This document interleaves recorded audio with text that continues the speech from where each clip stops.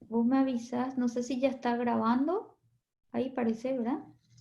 Te tiene que, a ver, te tiene que aparecer a vos una señalita ahí. Sí, a ver, no. No sé, no lo veo el botón de que estuviera grabando. Ya está grabando, profe. ¿Sí está ¿Ya? grabando? Listo. Bueno. Sí. Ok, bueno, Ah, sí, entonces, sí, ahí veo, sí. Dejar de grabar, sí. bueno, le damos la bienvenida y le agradecemos al arquitecto Ian Dutari esta tarde por estar compartiendo con nosotros. Bienvenidos a todos, a los docentes, a los estudiantes. Y bueno, vamos a disfrutar un poco de ir reflexionando juntos y de ir compartiendo. Bueno, yo les quisiera comentar algo del arquitecto Ian Dutari. En realidad, tenemos una amistad de hace unos cuantos años ya. Tuve la oportunidad de conocerlo tanto en el área profesional como también en el área personal y como colega. Varias veces que estuvimos siempre desde la universidad de aquí en Córdoba, él nos recibió siempre con los brazos abiertos, con una hospitalidad increíble. Entonces, esperamos que de vuelta cuando esta situación cambie, podamos tener la oportunidad de volver a invitarlo a Paraguay y bueno, tratar de retribuirle un poco de algo de lo que el cariño que él siempre nos ha dado. Bueno, el arquitecto Ian Dutari es egresado de la Universidad Nacional de Córdoba, de la Facultad de Arquitectura, Urbanismo y Diseño. Actualmente es titular del área de gestión de la planificación estratégica de la Universidad Nacional de Córdoba, profesor titular de Arquitectura 4A, también de la FAUDU, eh, profesor titular de Arquitectura 3, también de la Universidad Católica de Córdoba, fue decano de la Facultad de Arquitectura, Urbanismo y Diseño de la Universidad Nacional de Córdoba del 2014 al 2017, docente investigador, muy reconocido en su país, obtuvo varios premios, como por ejemplo el premio Vitruvio a la distinción otorgada por el Museo Nacional de Bellas Artes en la categoría Voces Emergentes, varios concursos y premios. Su currículum también ahí en la plataforma, yo les estoy compartiendo, entonces los estudiantes van a poder un poquitito conocer acerca de su extenso currículum, ¿verdad? Su extensa experiencia, tanto en el área de la docencia como también en el área profesional. Inclusive también el arquitecto nos compartió un link en donde podemos acceder a sus obras también. Entonces, bueno, muy bienvenido, arquitecto Ian Dutari. Gracias, Amanda, por la presentación y por todo el trabajo de coordinación para poder permitir este encuentro en clave virtual. Gracias también al profesor Ruggiero por permitirme este espacio, que es un espacio docente en el sentido de que cuando uno tiene esta pasión por enseñar y aprender, siempre siente la necesidad de comunicar las ideas que tiene para poder discutirlas y poder ponerlas a confrontarlas, digamos, a exponerse, digamos, y eso es como, bueno, es lo que nos gusta hacer los docentes. Así que lo que voy a presentar para ustedes son una serie de, yo le llamo, son 10 apuntes para la formación. Es una serie de reflexiones que creo que pueden interesar tanto a los docentes que damos clase en los niveles inferiores como a los estudiantes de estos niveles iniciales de la arquitectura. Así que pretende estar como en una doble clave, ¿no? Una, una, un abordaje inicial es entender que la arquitectura es básicamente un hecho complejo, integrado y multiescalar. Y es un hecho capaz de sostener sentidos y de contener la historia que tiene miles de años por detrás de historia. Enrique Miralles dice, me interesa la arquitectura que es capaz de no ocultar la complejidad que la origina. A mí me parece que que el desafío de nosotros docentes es justamente exponer a la arquitectura en ese marco, dije, de complejidad, integralidad y multiescala, y de sentido. Y esperar que los estudiantes tengan el interés para descubrir un poco la enorme belleza que tiene esta disciplina y esta profesión. Entonces, dentro de esa complejidad, si la arquitectura es compleja, el metaobjeto que hacemos para concebirla, que llamamos proyecto, lo es más. O sea que esta operación principal que suponemos que enseñamos y aprendemos en la facultad, tiene esa doble complejidad, que es un objeto para construir otro objeto, pero que a su vez tiene que contener toda la complejidad de la arquitectura. Por eso el primer paso es conocer la arquitectura para poder proyectarla y conocer y manejar este proceso de proyecto de la arquitectura. O sea, esto que lo decimos simplemente no es para nada simple. Y yo me voy a remitir en esta primera, pensando en que ustedes están en el segundo semestre de su formación, voy a hacer un eje en el conocimiento de los instrumentos que empleamos para proyectar y cómo manejarlos adecuadamente. Hay una particularidad de la arquitectura, cuando hablaba de que es un hecho complejo e integrado, tiene que ver con que la arquitectura tiene muchos momentos y tiene muchas componentes. Hay un momento, no sé, de tecnología,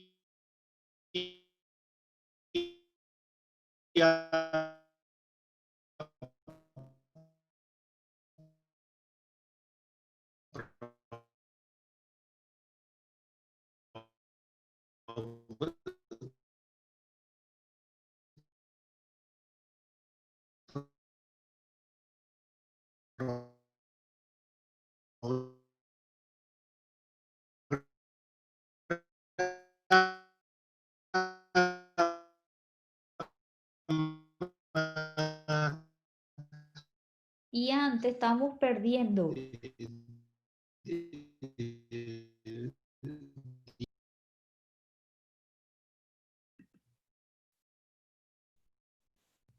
A ver un poco. Creo que el internet del arquitecto se cortó, pero me dijo que va a volver a ingresar enseguida. Si es que me escriben ahí en el chat. Ustedes me escuchan, ¿verdad? ¿Están todos? ¿Sí? Te escuchamos, profe. Sí, Bueno, te escuchamos. bueno, mientras el arquitecto se va incorporando de vuelta, eh, no sé si es que ya pudieron visualizar justamente en la plataforma, ya pusimos eh, lo que era referente a Yangel, ¿verdad? Lo de suyo también les compartí el libro, les compartí el video que también está justamente, creo que el original está en inglés, ¿verdad? Porque él es un danés, entonces estaba en inglés, pero si es que le van poniendo subtítulos se puede ver. Es más, pueden ir buscando otros documentos. Yo creo que les compartí también otro análisis de, de un mexicano y de un español en el que hacían un análisis de vuelta sobre justamente Ciudad para la Gente. Entonces también ya está vigente el foro participación, que se habrán dado cuenta, ahí también estaban los criterios, que son 5 puntos por cada pregunta. Yo vi que sí, ya empezaron a participar varias personas a partir de ayer y hoy también. Entonces, les insto también al resto de las personas que esto va a estar habilitado hasta la siguiente semana, entonces para poder ir participando un poco. ¿Alguien habló? Vamos a ver si es que... Sí, si es que se incorpora de vuelta.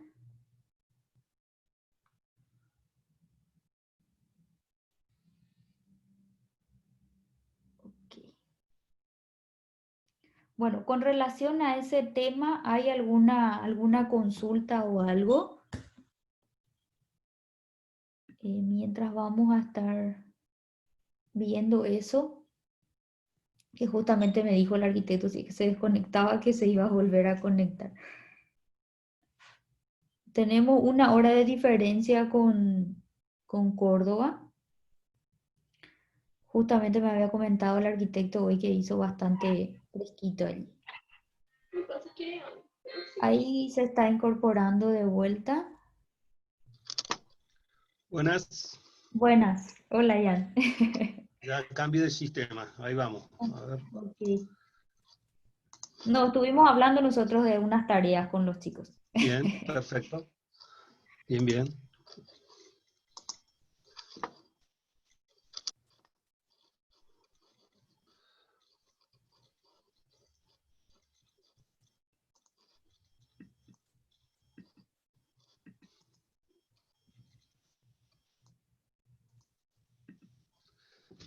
Seguramente,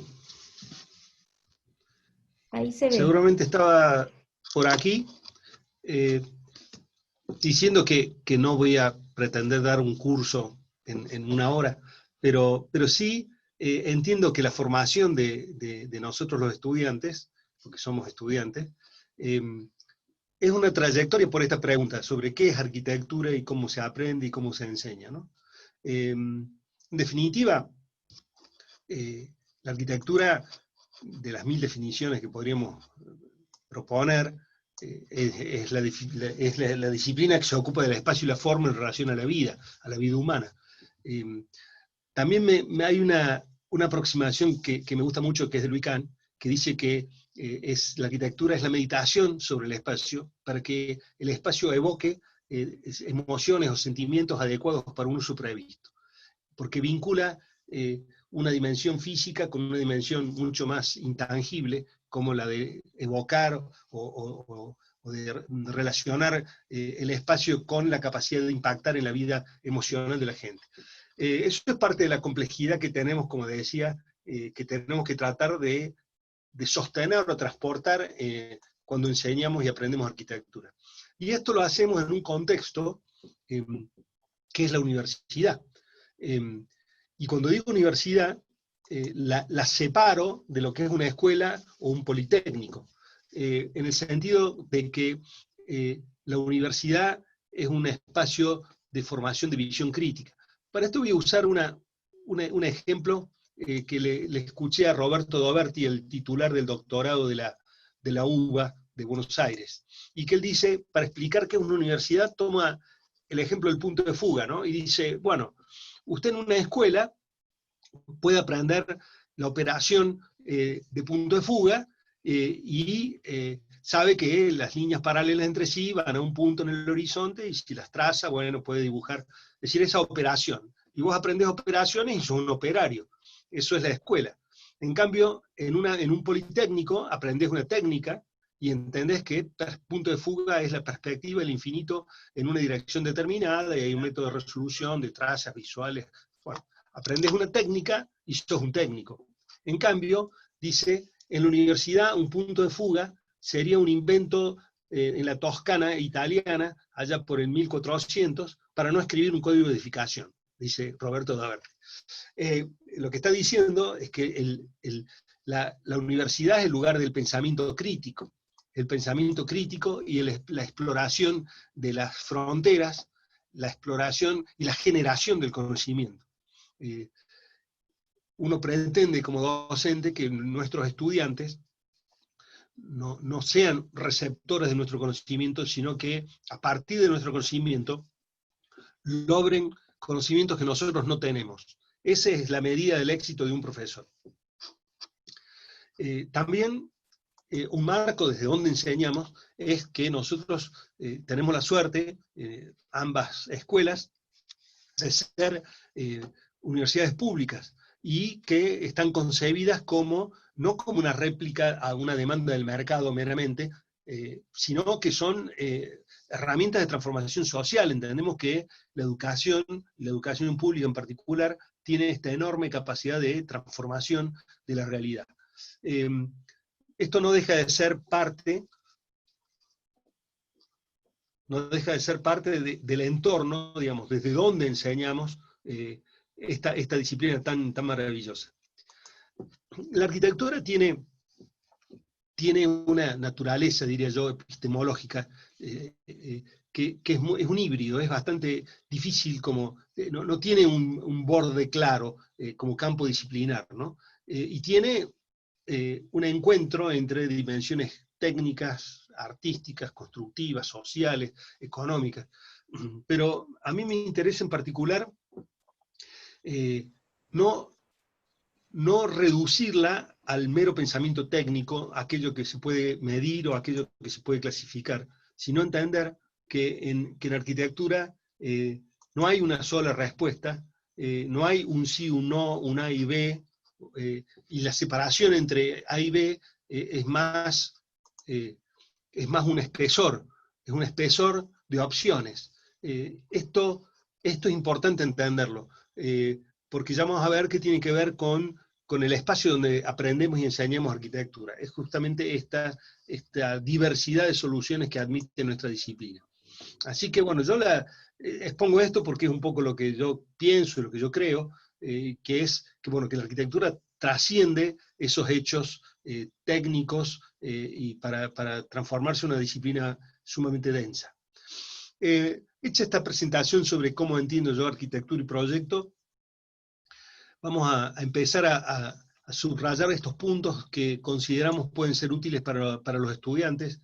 Y el primer punto de partida, sin dudas, es un trabajo de sensibilización de la observación.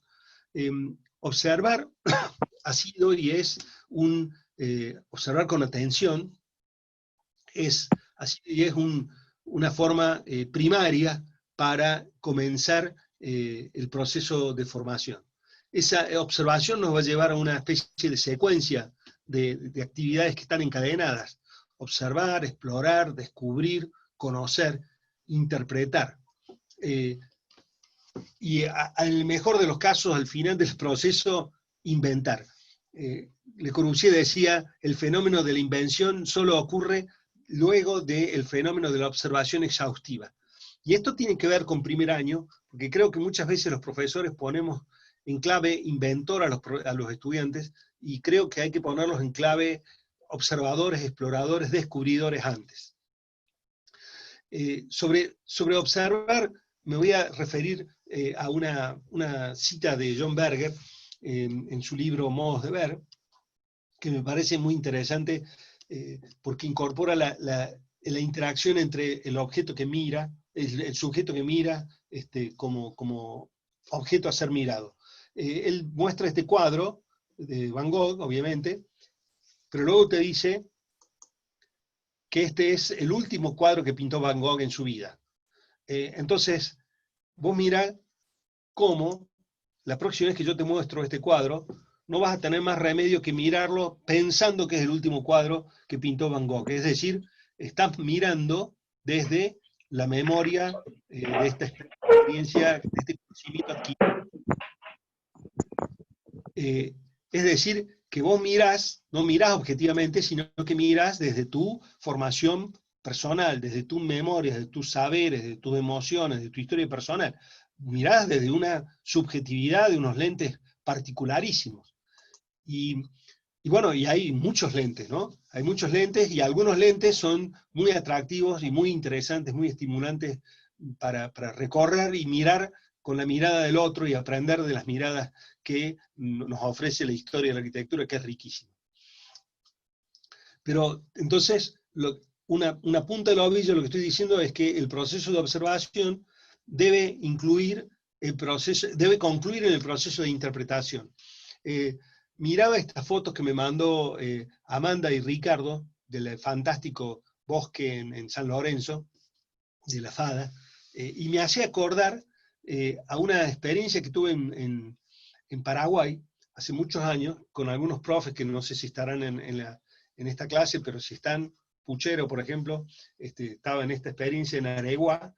Me acuerdo que hicimos un trabajo, un workshop, un taller en Areguá, y en el grupo nuestro habíamos concluido esto que se ve acá, el bosque como infraestructura, como recurso protoarquitectónico. En Areguá, el bosque adquiere la dimensión de infraestructura natural. Eso es una interpretación viendo la naturaleza, la interpretamos como paisaje o como infraestructura. Entonces, esto es un punto de partida. Y hay un eje en, bueno, nuestras ciudades son nuestro espacio para mirar, interpretar. Esta es la ciudad de Córdoba, vista en una de sus lecturas multiescalares, ¿no? Dice Joseph Ketlas, lo extraordinario de la arquitectura y lo complejo de la arquitectura es que, bueno, esto coexiste con la calle, con la manzana, con la puerta, con la ventana, con el picaporte. Está todo ahí, está todo junto. Y eso es expresión de su complejidad. Y esa complejidad tiene que estar contenida, digamos, en los proyectos que hacemos. Otra clave para nuestros estudiantes tiene que ver con que, citando a Sartori, el politólogo italiano, él dice que las palabras son recuerdos de experiencias. Y esto, hago un paréntesis para, esto es lo van a entender seguramente los estudiantes, pero está pensado en términos de una reflexión docente. Yo creo que muchas veces nos pasa a nosotros los profes de los niveles iniciales, que pretendemos o damos una clase de posgrado en el grado. Y los primeros semestres, antes que un posgrado, son un glosario, porque yo puedo decir que la obra de Pedro Ramírez Vázquez en el Antropológico de México es una evocación de la escala de la arquitectura mesoamericana, pero alguien de primer año me escucha lo que dije y no dije absolutamente nada, porque no sabe qué es mesoamericana, no conoce a Pedro Ramírez Vázquez, no sabe lo que es el antropológico y no sabe lo que es la escala, y no conoce Teotihuacán. Entonces, por eso digo que la precaución que tenemos que tener en los primeros niveles es que yo llamo glosario a esta capacidad de connotar las palabras en base a experiencia, es decir, es un espacio de experiencias espaciales para poder abordar lo proyectual. Alguna vez escribimos un libro sobre esta idea que se llamaba De lo proyectual y lo proyectual, una introducción al diseño arquitectónico, justamente por esta advertencia. El segundo punto que me gustaría subrayar es la importancia de registrar y de leer, de conocer la historia, pero registrar la historia que nosotros hacemos. Entonces, bueno, esto ha sido una de las preocupaciones de nuestros talleres, que es ir registrando sistemáticamente nuestra producción y la de los estudiantes, porque esto es lo que permite que año a año, hoy estamos por sacar esto, que es un atlas, una recopilación de los últimos 10 años de trabajo, pero justamente este cúmulo de libros, bueno, lo que nos permiten es ver más lejos, ¿no? Y permitir que otros puedan ver más lejos. Y es integrarse, sintonizar con la cultura arquitectónica que nos precede, que está disponible ahí en las bibliotecas. Fíjense, voy a poner un ejemplo. Este está Dado explorando el sol y la luz, pegando sobre un muro de su atelier. Y este registro sistemático de las obras, bueno, él descubre el valor del sol y la luz pegando sobre los muros, y es algo que está disponible ahí en la cultura arquitectónica. Por ejemplo, esta es una exploración de Stephen Hall, a la que voy a volver a referirme al final de la presentación, porque es la exploración de cómo entra la luz al interior de la arquitectura, y de cómo la geometría de la ventana, la orientación de la ventana y la geometría de los planos que reciben la luz son factores fundamentales para definir el espacio perceptual interior. Pero en definitiva, estoy hablando de una ventana, por ejemplo, de estas ventanas de John Hudson en su casa de Canlis. Fíjense, acá hay una ventana, pero lo que hace Hudson, esconde el marco detrás de la piedra, y acá ven los reflejos, se ve que está el vidrio, y eso hace que sea, y baja, abocina el dintel de la ventana, entonces quita cielo y hace que el mar sea el protagonista. El recurso es simplemente una tabla atornillada por fuera, casi nada como tecnología, pero casi todo como detalle, y voy a decir, qué bárbaro, qué invención, pero en realidad esta invención proviene de otro nórdico, que es Sigurd Lewenes, y lo pongo para que ustedes lo googleen, que es el que inventa esta ventana ávida de luz, pertinente al clima nórdico donde provienen estos dos arquitectos.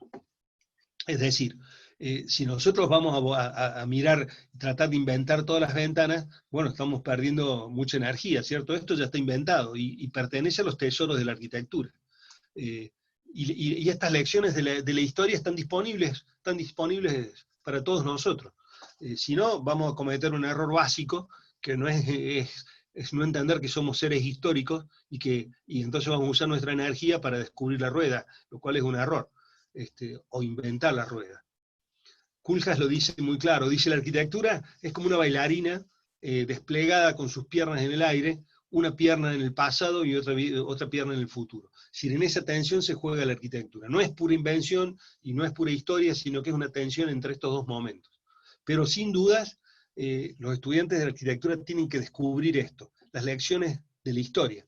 En la biblioteca está, en la biblioteca y en las ciudades está Miralles, está Mies, Kant, Corbu, Lewerens, Alto, están todos ahí dispuestos a enseñarnos. Esta flecha marca dónde está la biblioteca, pero como la última vez que di esta clase estaba hacia este lado, ahora debería ser una brújula que apunta para todos lados, porque cada uno va a ver las bibliotecas de un lugar distinto.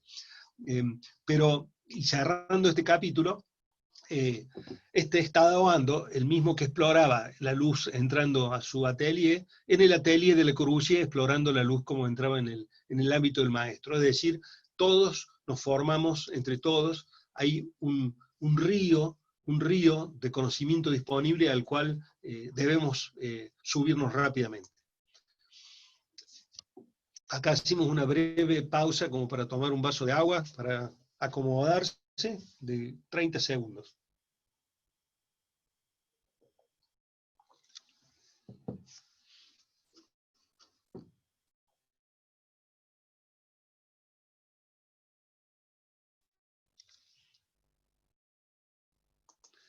Cuentan los expertos en neurociencia que el cerebro necesita de estas pausas para grabar, para fijar el conocimiento.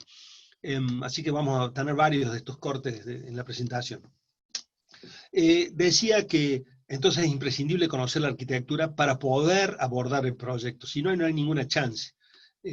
Esto lo tenemos que tener claro. Entonces, yo pretendo mostrar 2 o 3 ideas, no para nada pretenden abarcar toda la complejidad de la arquitectura y su proyecto, pero son ejemplos, ideas que creo que muestran la naturaleza del proyecto. Una es que el proyecto no es como una operación matemática que plantea un problema y ofrece una solución. En la arquitectura no hay una solución única. Cuenta Souto, que le contó Sisa, que le contó Tábora, que Tábora decía que en arquitectura una cosa puede ser cierta y lo opuesto también puede ser cierto. Esa idea me parece encantadora y yo la grafico con esto, que es un ejemplo, arquitectura sagrada de hace más o menos 1000 años, en una selva muy lluviosa, en la selva del Petén. Esto está en Guatemala, en la pirámide del jaguar gigante en Tikal. Bueno, es arquitectura religiosa, hecha de piedra, arquitectura religiosa, sagrada, hecha de piedra en forma de pirámide. Y uno podría pensar que esta es la planta o la vista y el corte de esto, del jaguar gigante, del templo del jaguar, pero no lo es. Esto en realidad es el aljibe escalonado de Rajasthan de Chambahori. Y lo que he hecho es dar vuelta a eso, y este es el corte del aljibe y la planta del aljibe, y que también es una pirámide escalonada de piedra que está en un lugar donde llueve muchísimo, simplemente que aquí está pensada como en función de las lluvias, con los monzones, el aljibe retiene el agua y a lo largo del año, a medida que va evaporándose el agua, el escalonado de piedra permite continuar los rituales sagrados con el agua en esta comunidad. Es decir, dos arquitecturas sagradas opuestas y ambas soluciones para el mismo problema. Esto es como una muestra para mí de qué quiere decir primero las lecciones de la historia. No aprendemos solos, aprendemos de los maestros, aprendemos la historia y aprendemos de nuestros compañeros en el taller, porque justamente mientras uno está ofreciendo una solución, otro ofrece otra. Entonces, a nosotros los arquitectos nos miran los pedagogos con mucha envidia respecto de nuestro espacio formativo esencial, que es el taller, porque todos tenemos algo para enseñar y todos tenemos algo para aprender, aprendemos todos juntos. Y otros dos ejemplos muy breves de esto de que no hay una sola respuesta. Fíjense, arquitectura religiosa, digamos como tipo monumento así recorrible alrededor, a mediados del siglo XX. Bueno, el Corbusier produce su Ronchamp, que está pensada para ser recorrida alrededor, como toda su arquitectura, con la idea del promenade, y cada instante te ofrece una fachada diferente. Y unos años después, Oscar Niemeyer produce exactamente el mismo tema, con la misma idea de recorrer, pero con la idea opuesta, que es la fachada es siempre la misma cuando vos vas girando alrededor. Es decir, otro ejemplo de cómo no hay una sola respuesta.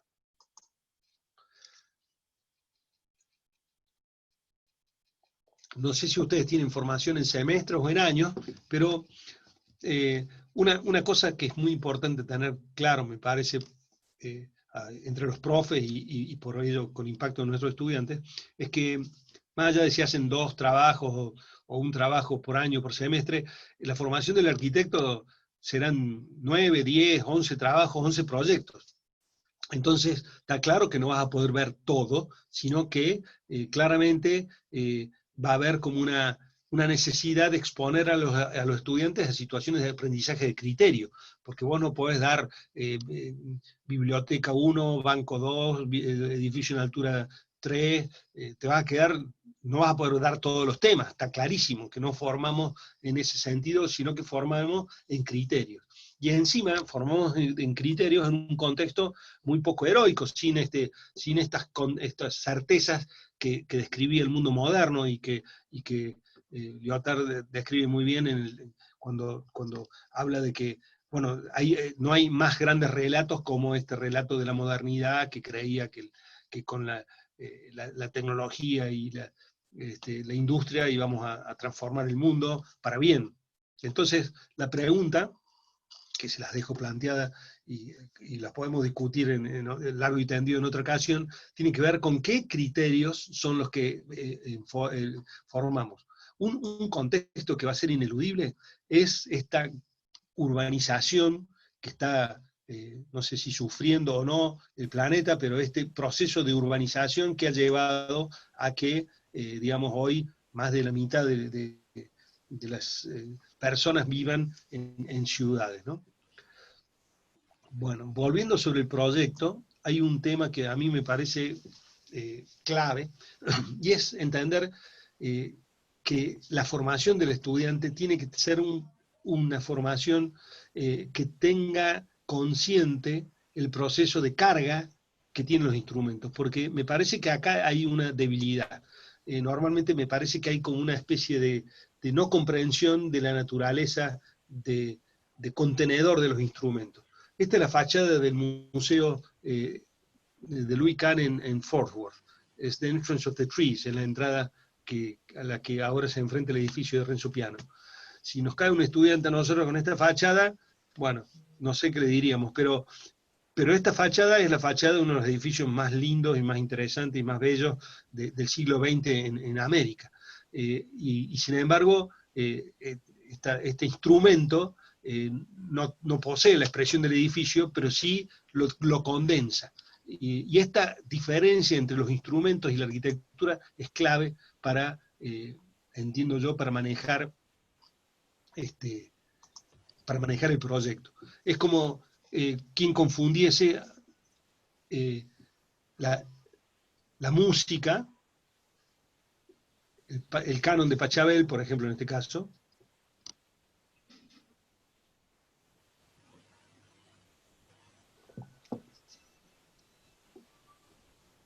es como quien confundiese la experiencia de la música con la partitura.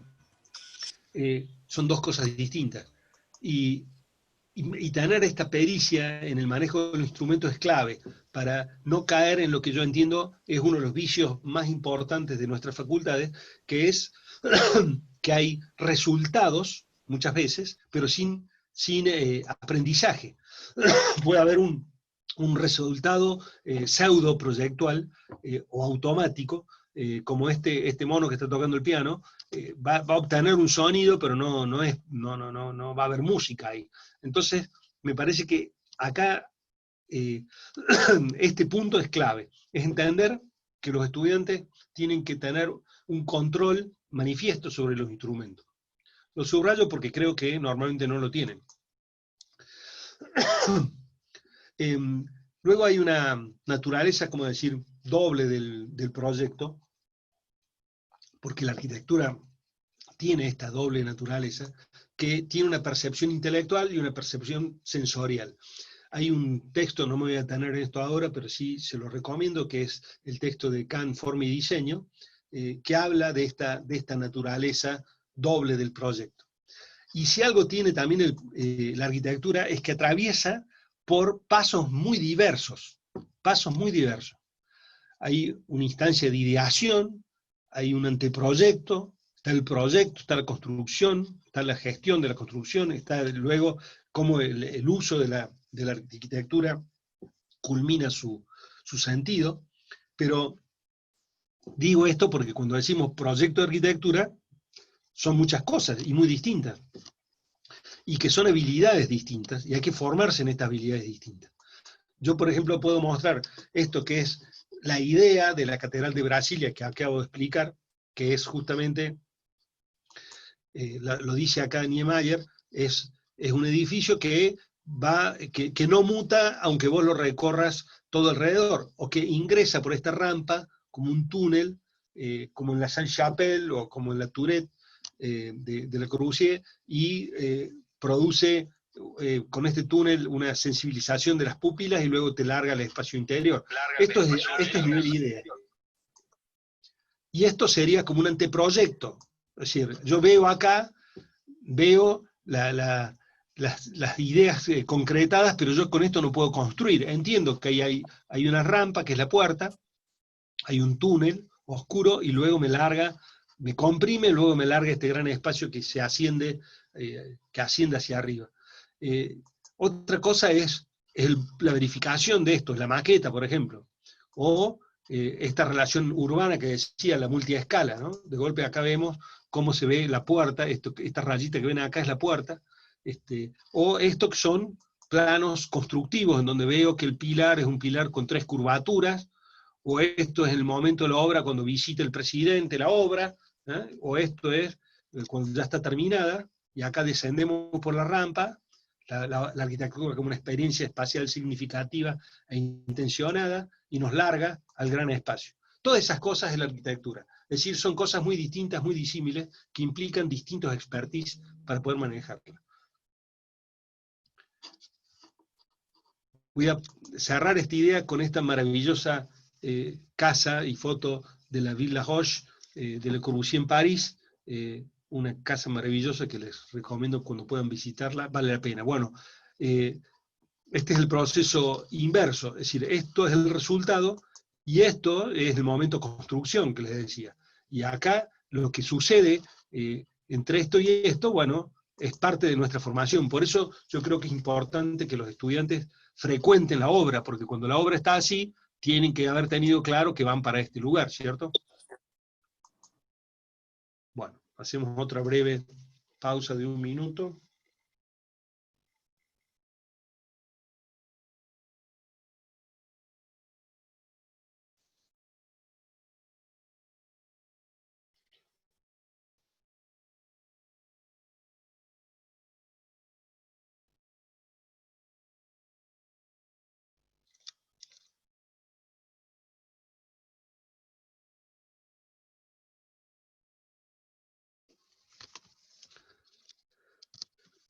Pero si algo tiene clara la arquitectura, cuando yo digo que es compleja y es multiescalar y es integral y es capaz de transformar, de contener significados o transportarlos y expresarlos, es esta naturaleza de relación. Son elementos relacionados con sentido e intención.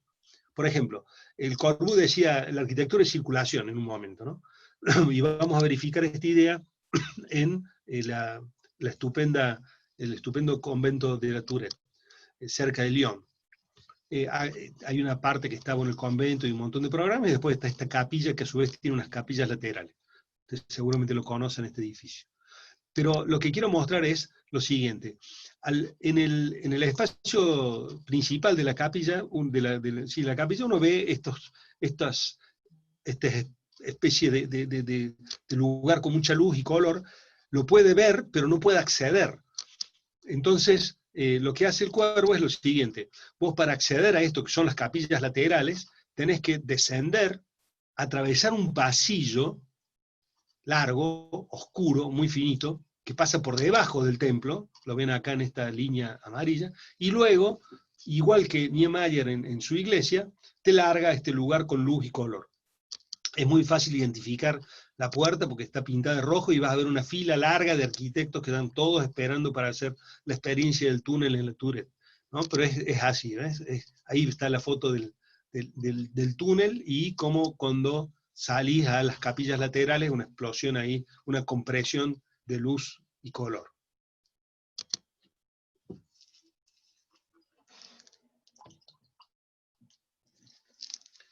Lo que queda claro en este ejemplo que acabo de poner, pretendo que quede claro, es que ese pasillo en sí mismo no tiene ningún valor. Es un espacio como si fuese un pasillo de un departamento, bajo, oscuro, largo, pero lo que le da valor es la relación entre lo que está pasando antes y lo que está pasando después. Por eso decía el Corbusier que la arquitectura era circulación, es decir, está concebida como un elemento a ser recorrido por los humanos, él decía, con una altura de observación con los ojos puestos a 1,60.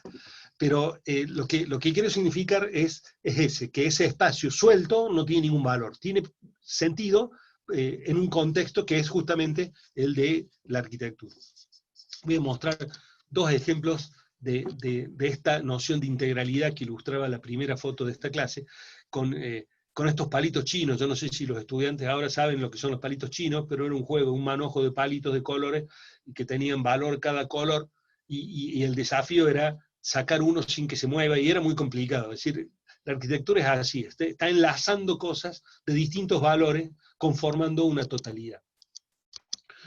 Voy a mostrar este ejemplo de un arquitecto, no recuerdo el nombre, pero el ingeniero que calcula la marquesina increíble del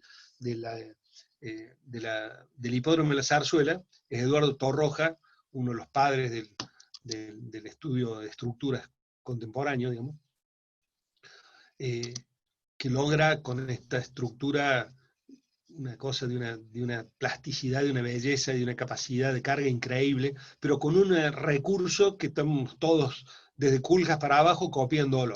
Él hace una cosa muy, muy espectacular. Esta es la prueba de carga, por supuesto, porque el constructor no quería alargarse a construirlo sin esta verificación.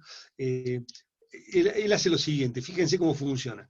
Esta es la grada para ver el espectáculo de los caballos, hace esta marquesina que tiene este punto de apoyo. Ahora, este punto de apoyo tiene un voladizo que es el de las viseras, y por otro lado este otro voladizo para aquí, que a su vez tiene acá un tensor. Y este tensor está tomando esta losa, y esta losa es el techo de una cochera que está acá abajo, es decir, que el peso de la losa tira para abajo el tensor, como si fuese la carga del muerto que le decimos habitualmente, y esto levanta la visera, es decir, que el peso del edificio sostiene el peso del edificio, de un ingenio increíble que podrán haber visto algunas obras de Culjas, o algunos brasileros que también, por ejemplo, Vilanova Artigas, emplea recursos parecidos. Y otro ejemplo de este pensamiento complejo, integrado y multiescalar, es esta casa de Amancio Williams, la casa sobre el arroyo, en una ciudad hermosa en provincia de Buenos Aires que se llama Mar del Plata. La casa sobre el arroyo, no me voy a detener a explicar la casa, pero simplemente hace este gesto con este arco para que la casa toque el suelo lo menos posible, apoya la casa sobre esta estructura en arco para ponerla entre los árboles, y uno ingresa a través de este arco. Tiene dos ingresos, que los vemos, están aquí y aquí, digamos, son dos escaleras, y esta escalera te lleva al interior de la casa. Pero mira la escalera copia la curva de este arco, y este arco hace que la escalera vaya cambiando de largo de huella, y se va alargando. Si ven acá, la huella es pequeña y acá la huella es larga, y se va alargando, pero siempre manteniendo la relación sabemos la fórmula de escalera, pero lo que hace es quitarte velocidad a medida que vas subiendo la casa. Vos venís caminando de afuera a una velocidad, y la propia escalera te va depositando en el interior de la casa, y te quita, te pone en una clave de descanso, digamos. Una metáfora de mi país querido es, por supuesto, esto está vandalizado, quemado. Bueno, ahora lo han transformado en un monumento histórico nacional, pero sigue bastante vandalizado. Yo no sé si el autor, que era Amancio Williams, lo conocía, pero podría haberlo conocido. Por ejemplo, este es un croquis de Miguel Ángel para pintar la Capilla Sixtina, en donde justamente propone estas escaleras que van cambiando de ancho, de largo, de la huella y el peldaño. Esta idea a mí me parece muy, muy, muy valiosa, que es entender que cuando nacemos el regalo más preciado que tenemos es la oferta de lo que ha sucedido antes. Entender que la historia no es algo que pasó, sino es algo que tiene un presente. Es el presente del pasado, dijera San Agustín. Esta disponibilidad de los aprendizajes, de los hallazgos, descubrimientos, inventos, digo, citando al expresidente uruguayo, no me acuerdo el nombre ahora, justamente es el legado más rico que nos hacen cuando nacemos, ¿no? Y otra clave que yo sugiero a los estudiantes es para poder alojar el pensamiento complejo, y como decía con la cita de Miralles al principio, conseguir una arquitectura que no esconda la complejidad que le da origen. Les sugiero siempre el uso simultáneo de instrumentos y el uso simultáneo de escalas. Es decir, acá estamos viendo cómo trabajamos unas maquetas que son de esponja para trabajar un tema de programa en 3D, y estamos con la maqueta, estamos con el dibujo, estamos con la fotografía del celular. Son tres instrumentos que nos permiten que cada instrumento nos ofrezca, nos aproxime a una mirada sobre el problema que estamos abordando. O, por ejemplo, en este caso, una maqueta de un estudiante que le sacamos fotografías, y acá le empiezo a dibujar a partir de la fotografía, y le cambio, por ejemplo, la envolvente, o le aporto lo que puede aportar el dibujo. En este caso, decir, bueno, el aire acondicionado es así, la envolvente podría ser así, los equipamientos podrían ser así, y las barandas podrían ser así, o los artefactos de iluminación. O en este caso, también otra maqueta que hacemos al principio del curso, trabajando sobre la idea de luz, ventana y vacío, geometría. Bueno, a ese mismo dibujo, a esa misma foto, no de maqueta, sino foto de maqueta, la transformo a partir del dibujo. Es decir, es el uso simultáneo de los instrumentos. Y también otra lógica que tiene que ver con estrategias sobre cómo enseñar, tiene que ver con digamos, escaparle a la secuencialidad y tratar de buscar la simultaneidad del proceso. Es decir, uno de los problemas que nosotros detectamos es que muchas veces los cursos están armados sobre la idea de secuencialidad, cuando el proceso de pensamiento del proyecto justamente es simultáneo y no secuencial. Entonces, lo que buscamos es largar cuantas más variables posibles al inicio del proceso y cuantas más escalas simultáneas al inicio del proceso. En la medida de lo posible, pero sabiendo que cada escala permite abordar distintas cosas. Por ejemplo, la escala 1 en 200 te sirve en una de esas para leer la relación del edificio y la ciudad, la relación con el tejido, la relación con la preexistencia. La 1 en 100 la hacemos normalmente en clave estructural y verificamos las interferencias con instalaciones, o la 1 en 50 para verificar las calidades espaciales o las atmósferas interiores. Esto está está en una clase que ya les voy a mandar el link, lo van a ver ahora, que por eso no me voy a detener en el tema de las maquetas, pero hay una clase que se llama La maqueta en tiempo de pandemia, que está disponible en YouTube, ya les voy a pasar el link en un ratito.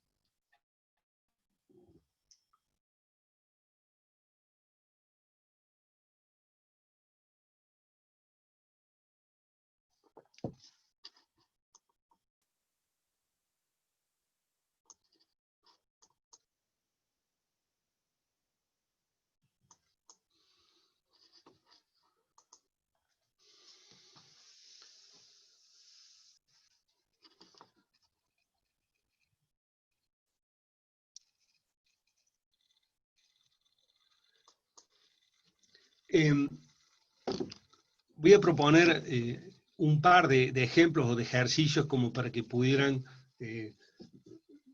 profundizar, y esto está, como les decía recién, esta no es la de la maqueta, sino sobre el dibujo. Esta clase la pueden encontrar. ¿Para qué dibujar en arquitectura? ¿Para qué dibujamos los arquitectos?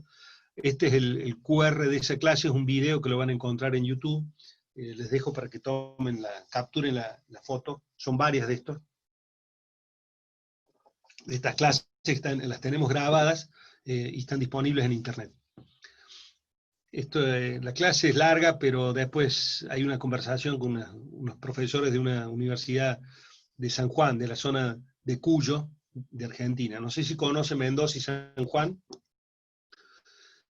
Yo recomendaría a los estudiantes de Asunción, si quieren conocer Asunción, vayan a San Juan, porque ahí van a descubrir lo que es el desierto y van a descubrir lo que son la humedad y los árboles de Asunción por contraste, ¿no?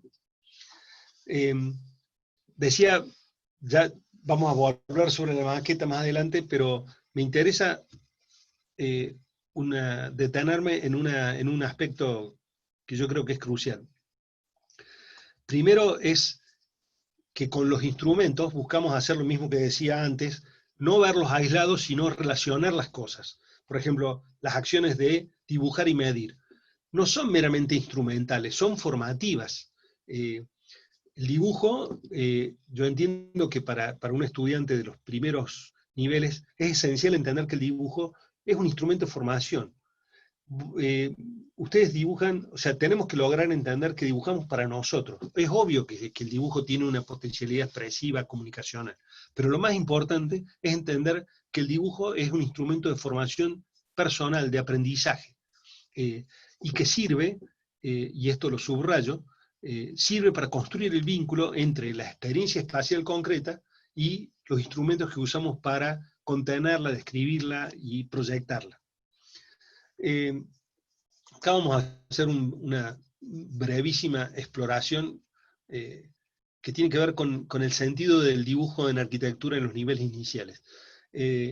Con el profesor Pablo hablábamos hace un rato, antes de que comenzara la clase, que diseñamos desde la memoria, ¿no? La arquitectura suma con los años, porque tenemos memoria espacial. Y el dibujo está relacionado con este memorizar. Yo les propongo la siguiente experiencia. Esto es una cosa que hago en los talleres, en la época que había talleres, pero cada uno de ustedes lo puede hacer. Es dibujar simplemente estas 3 rayas que ven acá, este encuentro de la habitación donde están ustedes. Entonces ahora, si quieren y pueden, hagan esta prueba, son dibujar 3 rayas. Es decir, cada uno de ustedes puede dibujar eso. Les doy un minuto.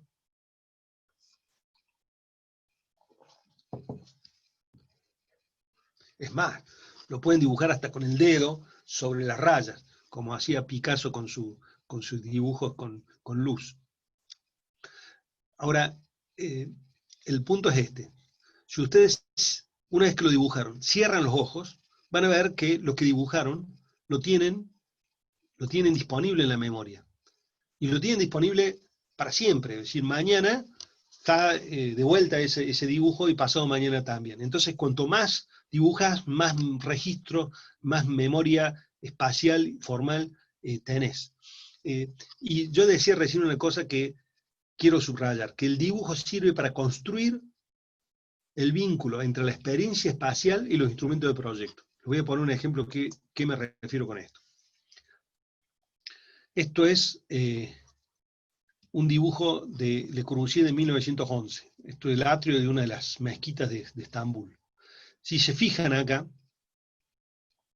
él dibuja y mide. Esto tiene 450, esto tiene 320, y acá abajo, si se fijan acá, el detalle, dice las gradas, la escalinata tiene 18 de alto y 37 de huella. Entonces, si él dibuja eso,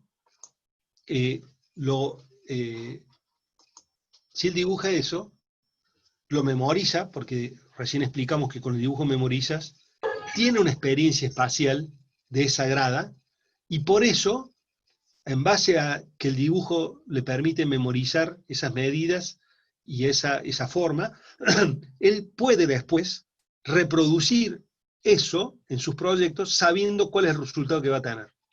A esto me refería yo cuando decía performance, porque vos podés dibujar tranquilamente este escalinata y no saber cuál es el resultado espacial que implica. Vamos a volver sobre esta idea. Pero entonces, dibujamos y medimos. Dibujamos y medimos. Esto sería como un ejercicio que yo les propongo a los estudiantes. Dibujen y midan. Por ejemplo, vos podés, ¿qué espacio tienen ustedes en mente que tenga, por ejemplo, 24 por 20?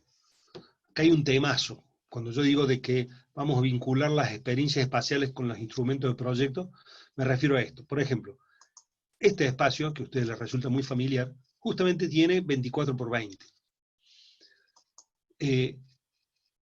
Si vos dibujas y asocias esa distancia, te va a permitir, luego cuando estés haciendo un proyecto, por ejemplo esto que es un proyecto 1 en 200, que tiene ese patio, que tiene 25 por 25 por 6, tener idea, tener control de qué es 25 por 25, o qué es 24 por 20. Fíjense el famosísimo paradigma espacial del Panteón de Roma, que tiene prácticamente 50 metros de luz y el óculo 9 metros. Esto puesto, el vacío, no el lleno del Panteón, el vacío solo, puesto en el campus de San Lorenzo, sería algo parecido a esto, ¿no?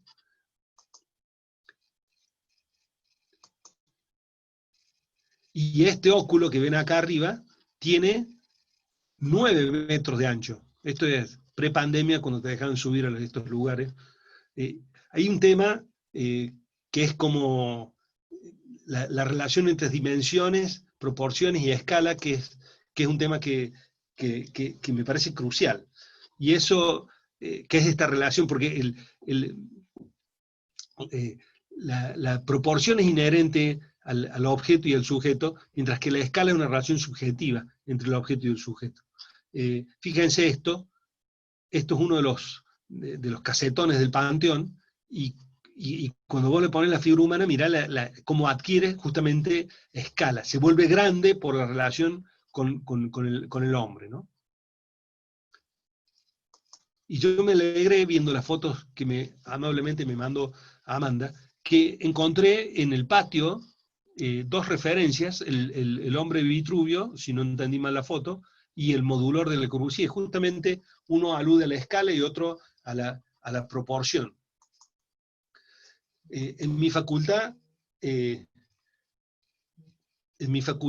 también justamente tenemos el modulor disponible para los estudiantes que tomen las medidas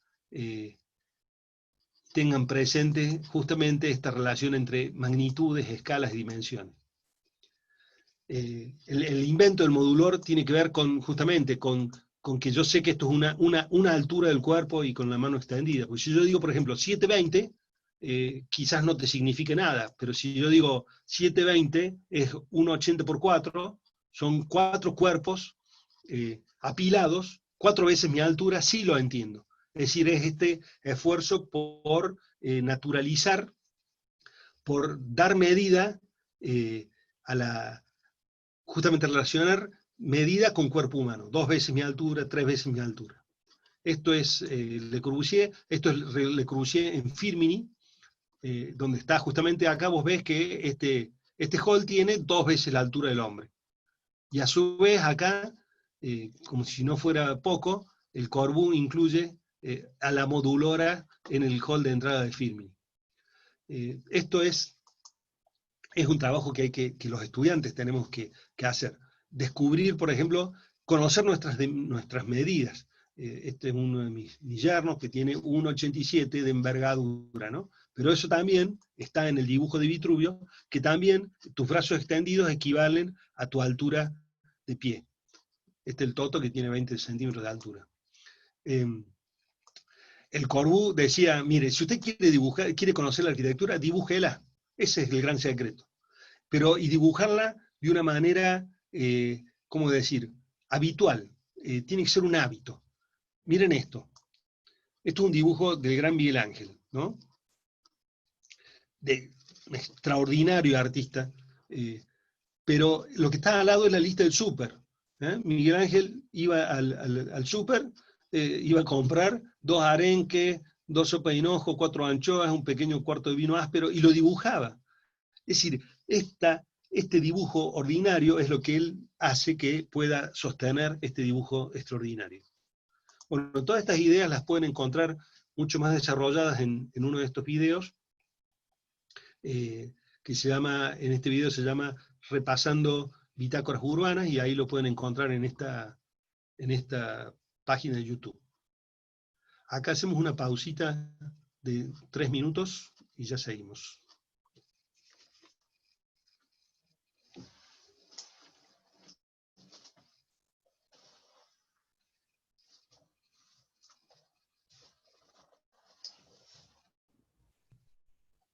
Mientras cortamos esto, les quería avisar que justamente voy a ir compartiendo en la plataforma estos videos del arquitecto. Lo estoy cargando justamente ahora, entonces van a estar disponibles también ahí en la plataforma.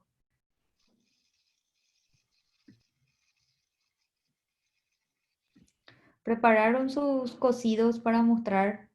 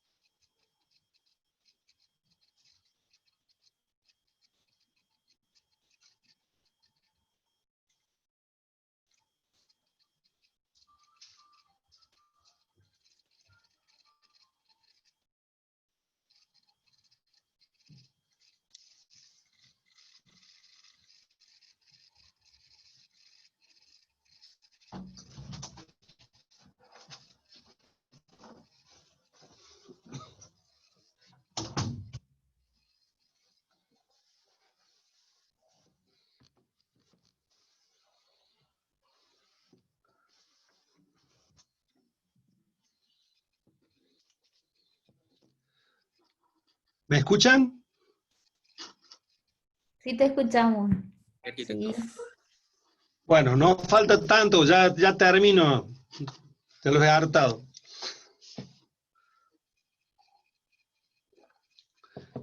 Bueno, les decía, esto está disponible, son clases, acá le llamo a esta clase repasando las bitácoras, y es un complemento de la otra clase sobre el dibujo, pensando y reflexionando sobre qué lugar tiene el dibujo en la arquitectura y en la formación de los estudiantes. Y resumiendo algunas de las ideas que conté, yo diría que en arquitectura lo que interesa del dibujo no es el dibujo, sino el dibujar, es la actividad, la acción, es un dibujo invisible. En realidad el chiste está en lo que el dibujo te permite pensar. Entonces, a diferencia del dibujo artístico, que está muy bien, pero es otra disciplina, el dibujo en arquitectura tiene este valor enorme de memorizar, de permitir interpretar, pero también de generar un soliloquio en la mente del dibujante. Y esto está evidente, vos lo ves desde los cuadernos de Da Vinci hasta Le Corbusier, con sus famosas bitácoras, carnet, que te permiten volver a pensar, registrar y mirar el mundo con este proceso asociado de dibujar y pensar, ¿no? Justamente el dibujo que mostré hoy de Areguá está en una pequeña bitácora y lo volví a encontrar, no sé, hace cuántos años que estuve ahí, hace 10 años. Y bueno, ahí estaba el dibujo esperándonos para sostener que interpretábamos que el paisaje era una infraestructura disponible de árboles para generar sombra en el paisaje y el clima paraguayo. Si vos ves las obras completas de Le Corbusier en los últimos 3 tomos, y esto los editaba él, la primera foto es él con un dibujo en la mano. Y es más, él dice, dibujamos para llevarlo visto al interior. Yo a la mañana dibujo y pinto y hago esculturas, y a la tarde hago arquitectura. No hace falta ir mucho más lejos para encontrar el secreto de mi trabajo.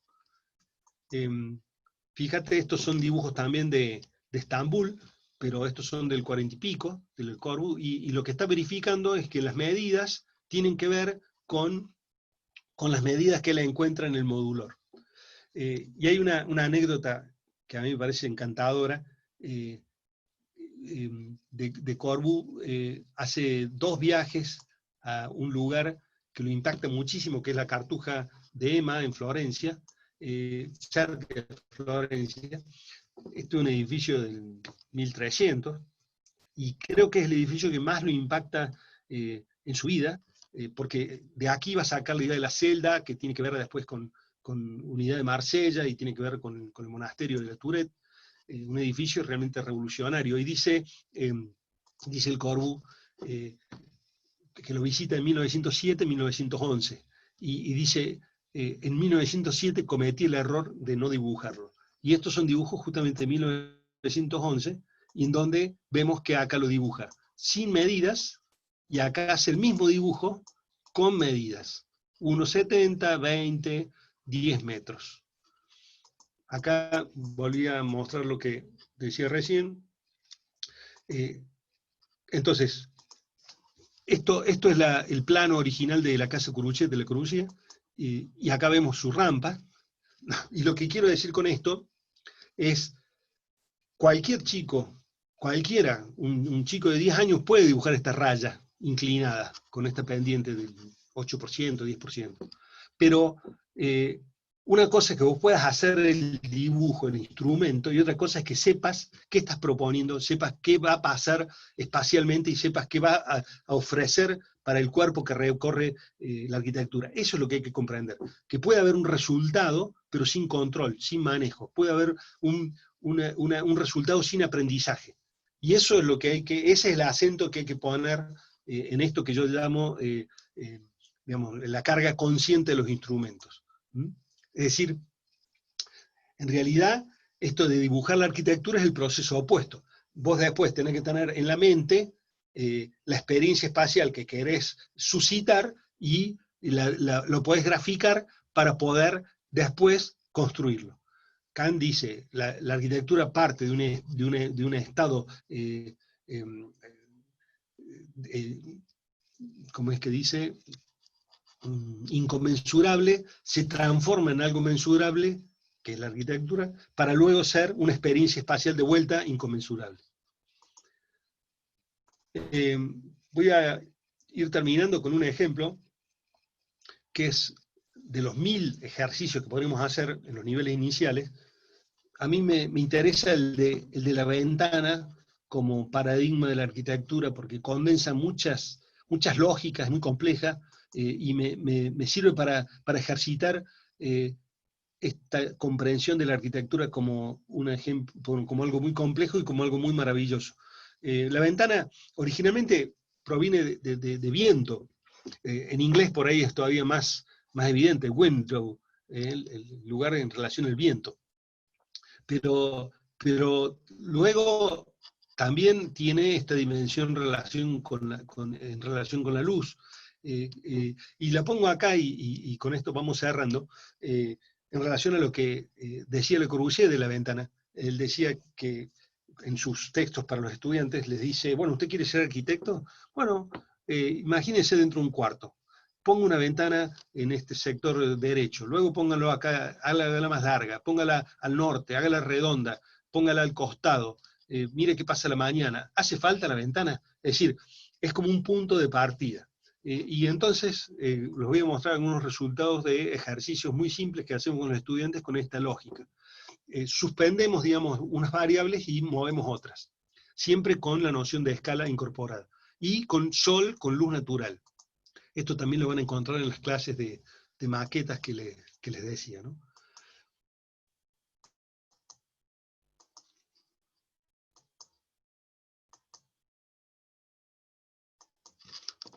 Vamos pasando ejemplos, siempre con luz natural y figuras para darle la noción del tamaño, y verificando cómo, según la hora y la orientación, el resultado va cambiando.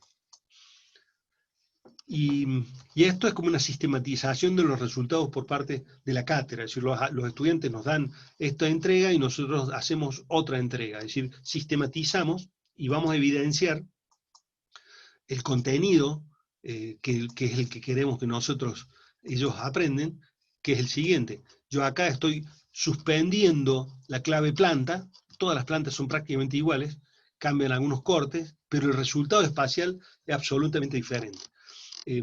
Esto está disponible, digamos, si lo quieren profundizar, esta idea de, como les decía, la maqueta en tiempos de pandemia. Esto es Culjas con una hoja de papel simplemente, explorando desde lo más simple edificios absolutamente complejos.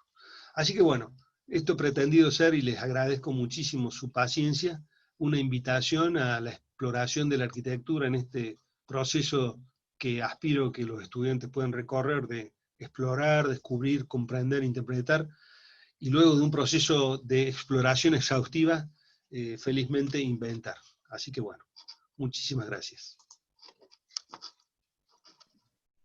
Muchísimas gracias, Ian. Realmente creo que ha sido bastante práctica para todos, tanto para nosotros como para los estudiantes también. Y realmente yo quiero... Me ha abusado de su tiempo, pero bueno, no siempre No, tengo oportunidad de estar en contacto con ustedes, así que bueno, tiré con todo.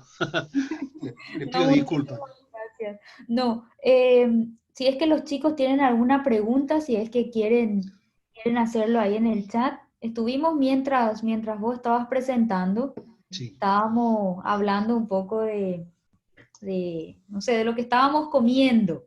sí, Estábamos, como hablaste del café y de eso, entonces los sí, chicos también estaban comentando un poco qué estaban haciendo. sí. ¿Alguien tiene alguna pregunta para el profe o los profesores? Hola Amanda, hola profesor Yam, Hola ¿cómo Patricia, está? ¿Cómo está ¿bien? profesor? Me Muy bien, sorprendió con el nombre, gratamente. por favor. Bueno, a ver, voy a poner un poquito la cámara, Sí, ahí. Primeramente agradecerle profesor la hermosa clase, que más que clase parecía algo como un, no sé, un viaje a la arquitectura, ¿verdad? ahora que no podemos viajar. Y estuve tan contenta porque yo soy docente de la FADA, de la clase de Amanda también, somos compañeras somos las dos profesoras. Y bueno, me quedé tan feliz porque estuve viendo la casa que es una de mis preferidas, la del arquitecto Amancio Williams, Sí, y quería decir que soy ambientalista y es una de las casas, como es, bueno, a los argentinos los sentimos como paraguayos, o los paraguayos somos como argentinos, me siento muy identificada. Mi familia vivió mucho hasta ahora, ¿verdad? En Buenos Aires y en la Argentina tengo familiares también y voy mucho, ¿verdad? Y lo que le quería decir es que esa casa es una de mis preferidas como el ejemplo ambientalista de la arquitectura latinoamericana, ¿verdad? sí, es una Porque maravilla. No silenciar. es una maravilla porque el arquitecto Ok, Amancio vamos a ver. Dale. pudo interpretar también el sitio, tuvo tan en cuenta los recursos naturales para el aprovechamiento de estos, ¿verdad? El entorno, el respeto al arroyo, el respeto a lo verde, ¿verdad? Y también señalar que no es algo de ahora, es algo de que en los 40 ya había un arquitecto latinoamericano que pensaba en todo esto. Y bueno, es el mínimo impacto que hace la naturaleza, tanto es así que ahora es un sitio de paseo, ¿verdad? Es un museo, ¿verdad? Si usted me puede ayudar. Y bueno, súper feliz porque en las clases que damos es uno de los ejemplos que yo también utilizo y estoy feliz de que una persona tan famosa y tan importante en la arquitectura tenga de repente esa coincidencia con nuestras clases, ¿verdad? Bueno. Mirá, hay un libro que te voy a pasar después si se contactan, o vía Amanda sería más fácil, eh, que cuenta el detalle de la casa, de un arquitecto argentino que se llama Merro. Es un libro Sí, sobre la casa, sobre el arroyo, extraordinario, y cuenta toda la historia con mucho detalle, te va a interesar. Si te contactas después, te lo paso, busco de pasártelo en PDF o vemos cómo. Eh, la genial. casa para mí es un resumen de la historia casi trágica de nuestro país, porque la casa fue abandonada, la hace Amancio para el padre, que era músico, y crea esta especie de galería, tiene una especie de galería, después los locales al costado, esta galería entre los árboles, entonces él se imagina al padre componiendo música con los pájaros en el entorno alrededor de la casa. Después hay una especie de gran como problema en la sucesión de la familia, la casa queda abandonada, y es abandonada y inclusive dañada, se quema el interior, entonces, bueno, es medio trágico, ¿no? Que esta casa, que es una belleza, haya sido abandonada y está en un proceso, bueno, después se declaró Monumento Histórico Nacional y está en un proceso de puesta en valor, pero te diría exasperantemente lento, de una languidez que enoja, y bueno, ahí está, es como, inclusive cuentan las malas lenguas que la casa la vandalizan, pero la vandalizan a instancias de la familia, para que el poder, para que destruyendo la casa, poder usar como espacio inmobiliario, porque esto está ubicado en un lugar muy, muy lindo de Mar del Plata, para poder usar esos terrenos para construir torres y hacer plata, digamos. Una tragedia. Así que te digo, no deja de ser una metáfora de este momento histórico de mi país. Entiendo. Qué O sea, pena que es que una la mezcla de vandalicen, maravilla y dolor. ¿cierto? Y qué pena que la vandalicen y bueno, qué pena, porque es una maravillosa casa. Aparte que es un patrimonio ya, ¿verdad? Pienso. Sí, sí, claro. Y bueno, a ver, acá le voy a mostrar en vez de mi carita, Sí. acá le voy a mostrar un poquito Ahí nuestra está. clase, ¿verdad? Ah, La clase un poco basándonos en eso, ¿verdad? Para mí es una arquitectura ecológica. Le voy a mostrar, teníamos ya un PowerPoint preparadísimo y también ver que todo esto de la ecología no es de ahora nomás. Es un poco ya y latinoamericanos, ¿verdad? Que tengamos ya esa forma de pensar. Bueno, es algo que a mí me llena de orgullo. Y bueno, me parece que desciendo un poco de ambientalista, porque el famoso, digamos así, el escultor, uno de los más importantes del Paraguay, es Germán Guyari. Ah, Y es un tío, ¿verdad? Por ahí le puede buscar un poco en internet para intercambiar un poco algo y qué lindo, contarle algo de nuestro país. Sí, se lleva en la sangre eso, ¿eh? se llevan la sangre, así mismo. Yo soy un poquito más técnica y un poco menos del arte, un poco menos, pero es todo mezclado, es ese sentimiento que usted dice. Y él hizo unas casas que son fantásticas porque, bueno, todavía no son, uno de los hijos vivía en ella, ¿verdad? Y tiene todo el tema de acondicionamiento. Es muy Claro. rara, pero lo Bueno, voy a... ustedes tienen lo del clima en Asunción por lo menos es ineludible, ¿no? Es decir, o sos un arquitecto ambientalista o te morís en el intento, porque si algo hay ineludible en su contexto es el clima, por favor. He estado en Pero diciembre, me increíble, acuerdo una vez en Asunción, no lo podía creer, o enero. He ido muchas sí. veces, pero realmente es increíble el calor que hace en verano. El calor es, sí. Y enero un poco peor y febrero, o sea, Sí. no es un mes, son varios. Y la verdad, profesor Yam, que muchos arquitectos no tienen en cuenta. Hay un shopping que usted seguro lo conoce, que es el Shopping del Sol, que a mí me encanta. Es un proyecto que respetó mucho los árboles. Y hay otro que fue con todo contra los árboles. Entonces siempre uso esos dos ejemplos y la diferencia de calidad espacial es tan grande que uno lo puede sentir, como usted dice, desde el clima hasta todo, ¿verdad? Sí. Entonces, la mayoría de los arquitectos no son ambientalistas en Paraguay, pero estamos procurando que las nuevas generaciones estén también saliendo estudiantes responsables con el medio ambiente. Tenemos actualmente muchos problemas medioambientales por eso, y entonces es algo que me apasiona el medio ambiente con el proyecto de arquitectura, ¿verdad? Porque va desde el partido para mí. Mira, Entonces, acá, excelente, Patricia. Coincido contigo con esta necesidad de vincular con el clima, con el ambiente, con la inteligencia, en definitiva, porque la arquitectura sustentable no es otra cosa que eso, es arquitectura con sentido, ¿no? Acá, Bien, pregunta así acá Vero. mismo, sí, así en mismo. el chat de un alumno dice si es que tenés algunos tips para poder darles de qué te hubiese gustado Sí. que tener que aprender cuando empezaste arquitectura.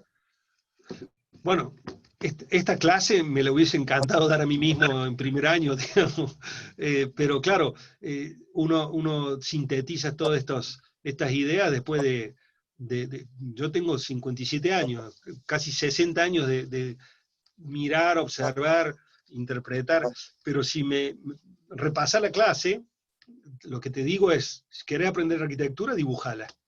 Segundo, estudiala. Si esto se estudia, está en la biblioteca. Y en ese estudiar vas a descubrir para mí una clave que es que te vas a empezar a apasionar, porque lo que vos tenés que poder conseguir es que esto no sea algo que haces de 8 a 12 o de 3 a 9, sino que sea unos ojos con que mirar la realidad. Son como decía Moneo en la entrega del Pritzker, le agradezco a la arquitectura que me prestó su mirada para mirar el mundo, porque es una mirada muy, muy interesante, muy holística, muy integradora, muy poética, muy técnica y muy en boga en términos pedagógicos, porque básicamente lo que hacemos nosotros es tratar de solucionar problemas y enseñamos en base a solucionar problemas, que es uno de los tips pedagógicos de máxima actualidad. La enseñanza basada en problemas para los profes que seguramente lo conocen. Así que, bueno, tips, te digo, vos tenés que descubrir el placer que hay detrás de esto. Retomar la alegría por comprender. Mirá lo que te digo. Y todo este cúmulo de cosas que yo te estoy acercando tiene que ver con eso, con que aprender es una experiencia placentera, muchas veces dificultosa, pero enormemente formativa. Kant lo dice así, mira, la alegría es la palabra clave, dice. si usted no está experimentando alegría, hay algo que está haciendo mal. Habrá momentos difíciles que habrá que superar, pero la alegría debe prevalecer. Es decir, el placer que te da el poder explorar esto, los espacios. Hola Ricardo, la relación entre la forma, el espacio y la vida de las personas, es una de las, yo creo, más hermosas actividades que nos podemos dedicar. Suelo hacer un chiste que es, voy diciendo que la arquitectura es la segunda profesión más hermosa del mundo, y lo digo así un par de veces, y al final, por supuesto, todo el mundo pregunta, bueno, ¿y cuál es la primera? Y bueno, la primera es enseñar arquitectura. Esa es la profesión más linda del mundo.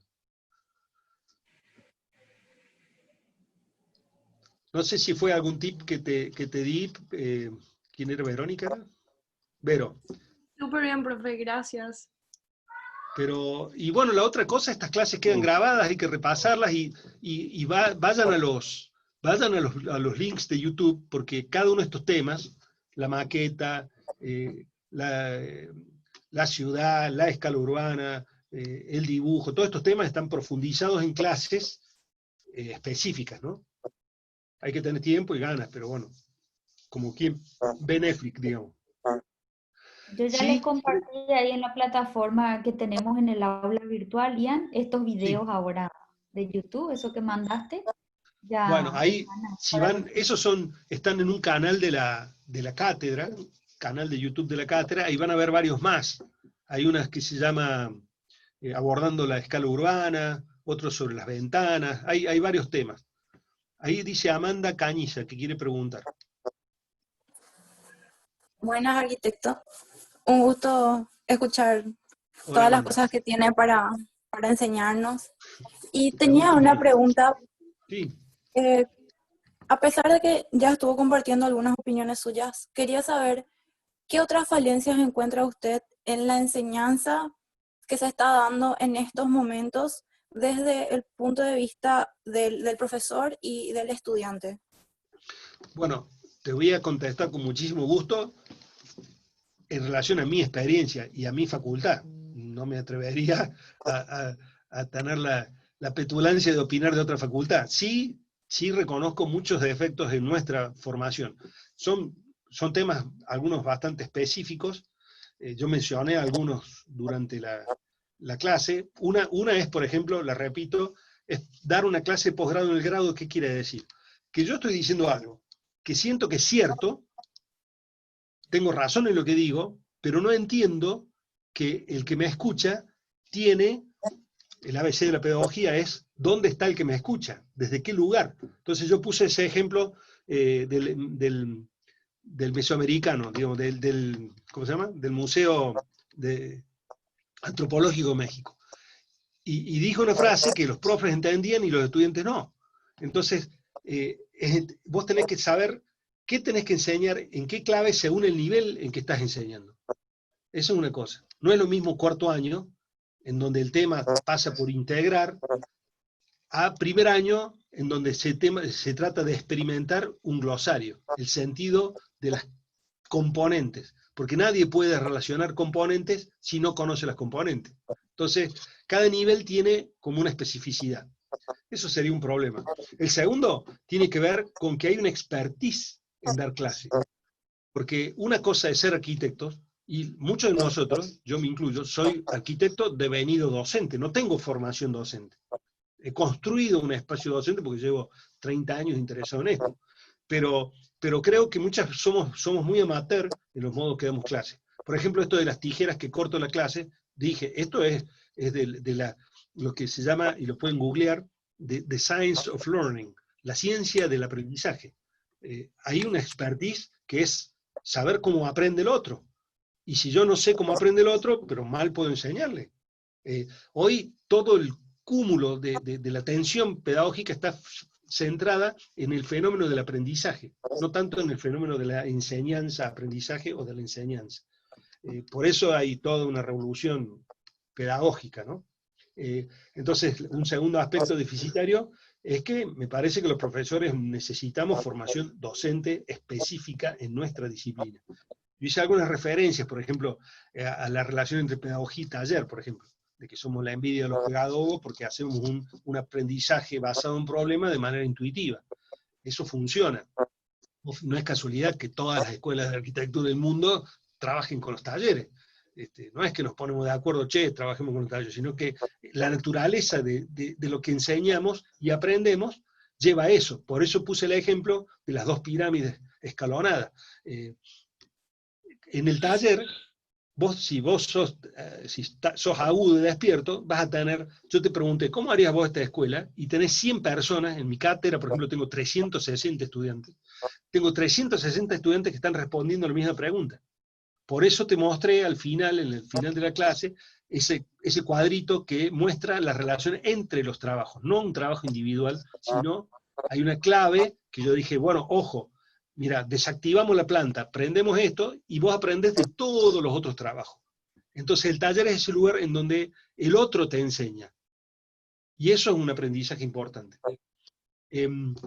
Luego, creo que podemos encontrar defectos y carencias en todo. Mira, si vos recorres esta clase, capaz que habla de eso. Lo primero que dije, que yo mostraba este saedro y la planta, es que cada área tendemos a separarnos. Entonces, el profe de historia tiene sus 5 minutos de historia, el profe de tecnología sus 5 minutos de tecnología, el profe de proyectos, y ninguno está mirando que esto se trata de relacionar esas cosas. Eso es una gran debilidad de nuestra formación.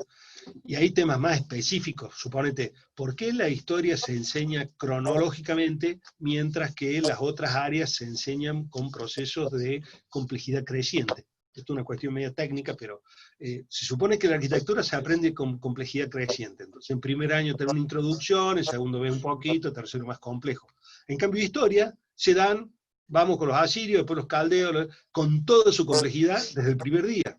Yo me imagino, no conozco el plan de estudio de ustedes, pero yo me imagino que debiera enseñarse a partir de una especie de historia de la cultura, de introducción a la historia de las ideas, a la historia de las ideas humanas, a la historia de la civilización, como una introducción cronológica, por ejemplo.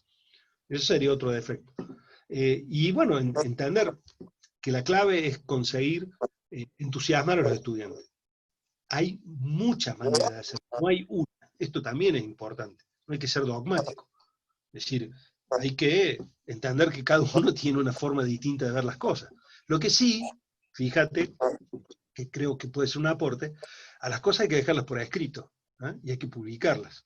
Por eso yo mostraba este esfuerzo, porque es un esfuerzo, ni te cuento, publicar en los contextos que conocemos de nuestros países, con las restricciones de tiempo, de economía que tenemos. Bueno, es un gran esfuerzo registrar y publicar. Y eso creo que es un mérito de lo que hacemos nosotros y que puede ser un déficit, digamos, que cuando se pierde la producción de los talleres, de los estudiantes, de los profes. Esto como para poner algunos ejemplos de qué cosas se pueden mejorar. Pero resumiendo, te diría que un espacio vacante que lo tenemos que llenar nosotros y nadie más que nosotros, es la construcción de una pedagogía situada en la disciplina nuestra. Eso es me parece, una tarea que tenemos como colectivo. Muchísimas gracias. De nada. Está lleno de Amandas este lugar. Verónica tiene una pregunta, dice que Sí. no es con relación a la charla, pero quiere preguntar. Claro. Hola, profe, ¿qué tal? ¿Cómo le va, Verón? Súper bien. Mi duda es, aprovechando que estás acá, quería saber si hay algún punto en la ciudad de Córdoba o algún edificio o algo, un proyecto que usted sugiera visitar, porque yo pude ir a Córdoba, pero cuando era más chiquitita no tenía los ojos en modo arquitectura todavía, entonces era muy diferente. Sí. Y yo pienso sí que gusto poder revisitar una ciudad, pero con estos ojos y poder analizar de otra forma, ¿verdad?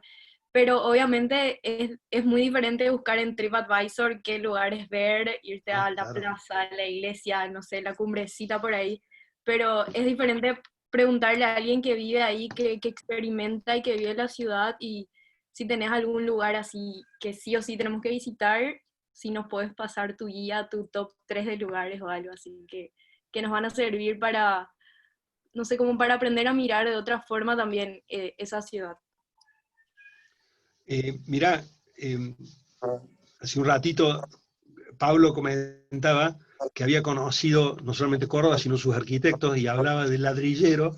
El ladrillero del Togo Díaz, un personaje que muy intuitivo en su formación, pero retomó muchas ideas de Álvaro Aalto, y que tiene una producción descomunal de arquitectura en calidad y en cantidad. Él tenía su propia empresa constructora y construyó algo así como, por decirte, 250 edificios en pocas cuadras, disponibles en el centro de la ciudad de Córdoba y en el barrio de Nueva Córdoba, del cual hace referencia a Kenneth Frampton, por ejemplo. Frampton se maravilla y dice, miren, en este caso, este arquitecto que ha construido tantos edificios en su ciudad. Pero lo interesante del Togo es el acierto, más allá de la riqueza plástica que lo caracterizaba y el rigor compositivo y la habilidad, digamos, proyectual.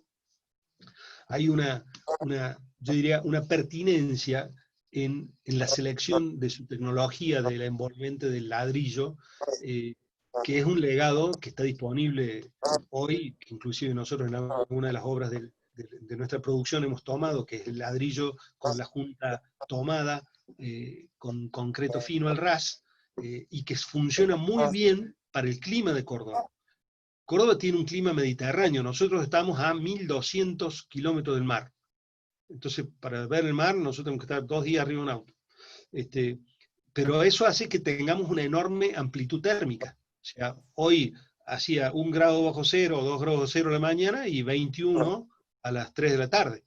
Y hay estaciones. Tenemos meses de humedad, y meses de frío y meses de otoño, no como ustedes que tienen estación de lluvia, estación de trenes, me dicen. No conocen las estaciones. Es propio este estrés térmico que sufren los edificios en Córdoba, y eso es un aporte que vos podés verificar en la obra que está disponible, digamos, para cualquiera en la ciudad de Córdoba. Eso es un valor y es una singularidad. Después tenés, bueno, hay muchísimos edificios singulares de valor. Tiene, digamos, un atisbo de una idea que me parece muy interesante, que es una infraestructura, que es un canal de desagüe, prácticamente, para los que conocen Córdoba se llama La Cañada, pero que tuvo el acierto de que seleccionaron bien unos árboles que son los tipuana tipú, que ustedes conocen bien, los tipuana, acá le decimos tipa, y entonces un trayecto de la ciudad, que es una infraestructura, es parte del paisaje urbano más relevante. Es decir, esto también es una cosa interesante. Y está lleno de edificios digamos, multiescala en términos temporales, porque tenemos edificios jesuíticos. Nosotros también fuimos parte de la provincia de la Paracuaria, y tenemos edificios fantásticos de los jesuitas, y luego hay una arquitectura interesante del siglo XVIII, XIX, XX, XXI, es decir, hay como una enorme cantidad de edificios singulares para ver. En todo caso, si querés, te mando un mail, pedile a Amanda mi correo y repasamos poder visitar. Pero lo interesante de Córdoba creo que es eso,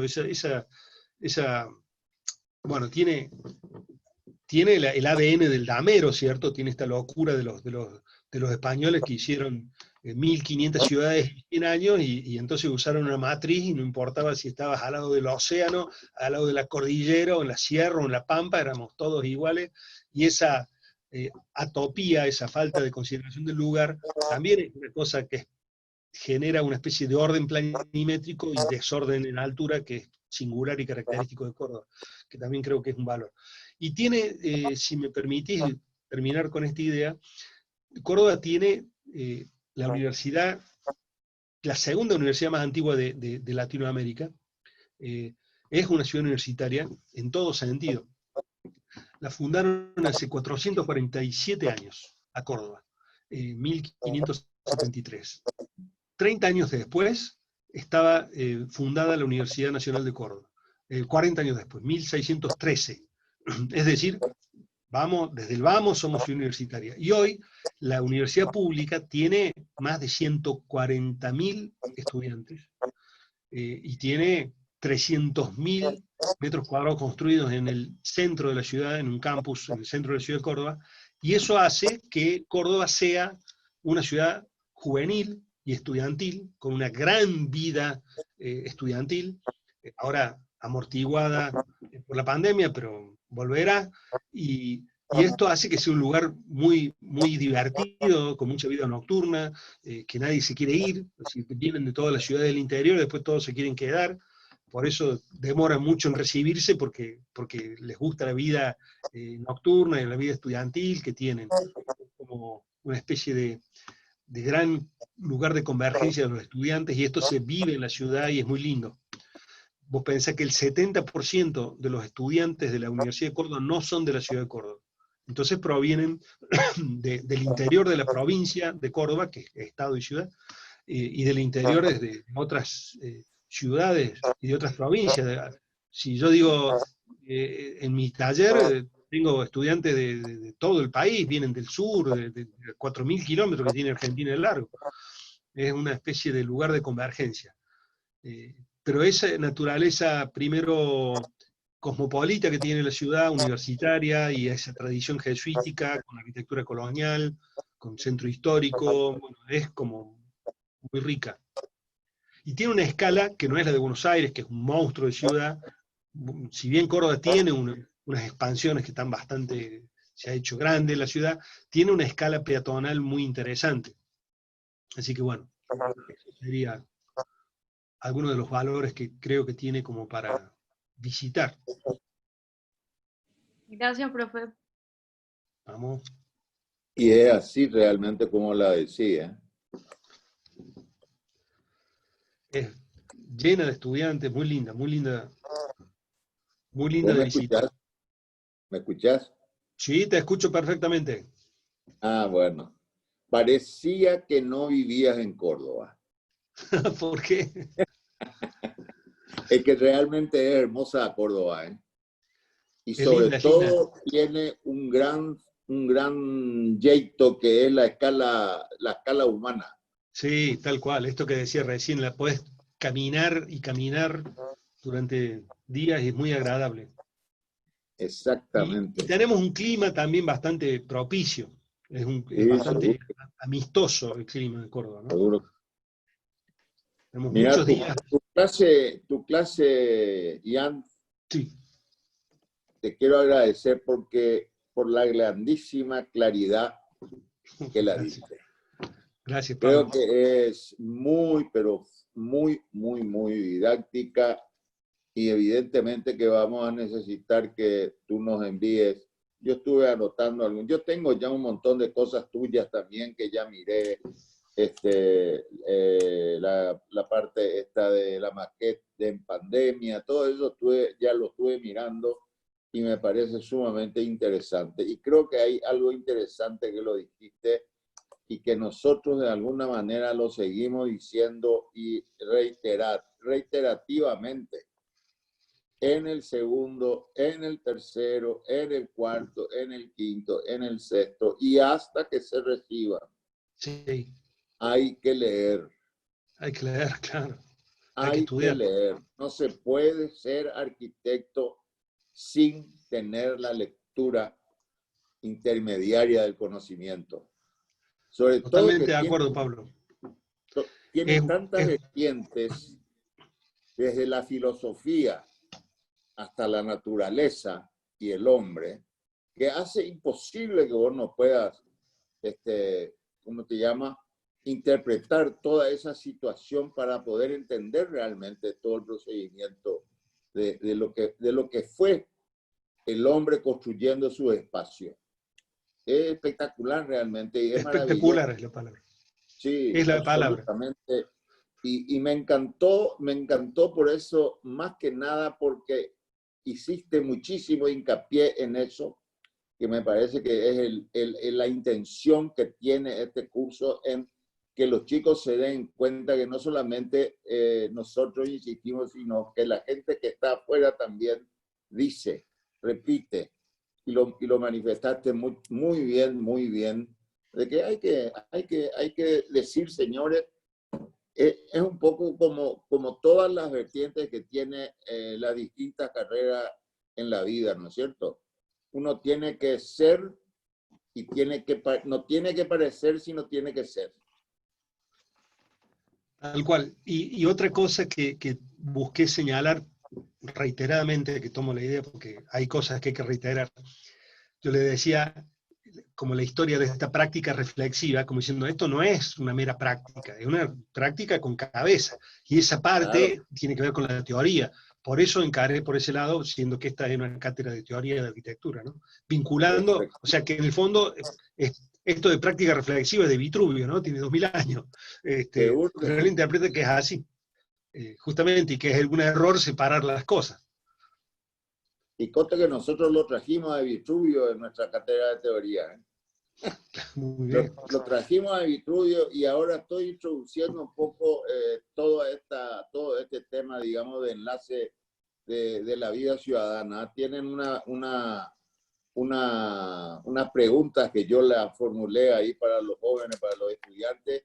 ¿Qué clase de ciudad quieren? Claro. ¿No es cierto?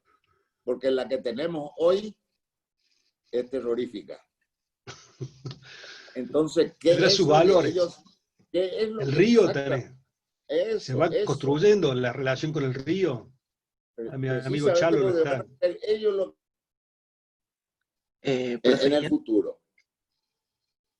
Así que estoy muy contento con haber Gracias, Pablo. Yo te escuchado. agradezco que me hayas invitado y me hayas dado la oportunidad de compartir con gente que obviamente no tengo cómo acceder, sino es por la generosidad de ustedes y la confianza de ustedes en pensar que que uno le puede No, dar algo por interesante. favor, Yo al soy el contrario, agradecido. la gracia te la damos a ti de haber dispensado, digamos, un tiempo para tratar de comentarle a los jóvenes una otra visión, digamos, de lo que es el mundo de la arquitectura y el mundo del hombre y de todos sus componentes.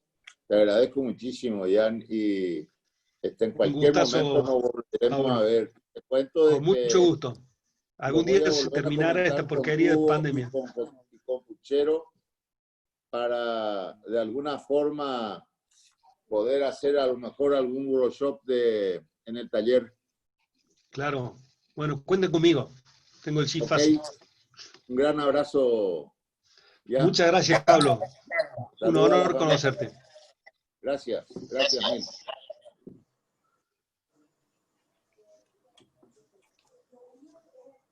¿Alguna otra pregunta de los estudiantes?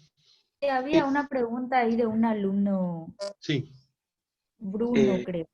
sí, soy yo. Profe Ian, usted Hola, Bruno. habló, hola, muy buenas tardes.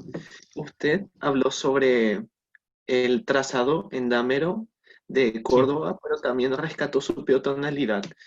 Sí. Si podemos identificar, por ejemplo, que el trazado en Dámero o el zoning a nivel urbanístico como una solución que acarrea sus problemas o que tiene vicio, ¿qué podemos identificar como un óptimo desarrollo a nivel urbano, como una ciudad fractal o las ciudades que no son planificadas son rescatables? No, es un tema suficientemente complejo como para no aburrirlos con mi respuesta. Yo te invito, Bruno, hay una clase que se llama Abordando la escala urbana, que está ahí, son como 8 clases seguidas, son 8 videos, en donde te hago un pantallazo sobre mi idea sobre esto.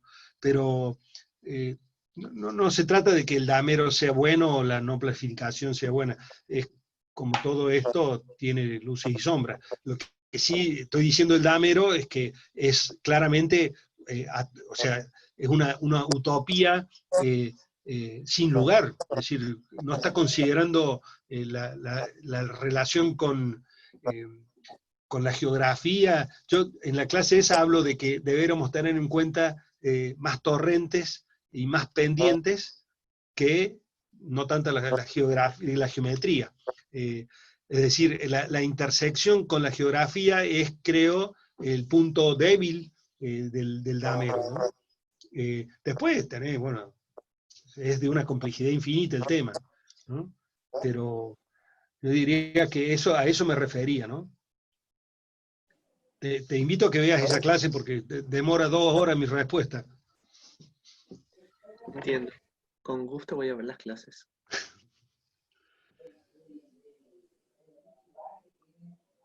Muy bien.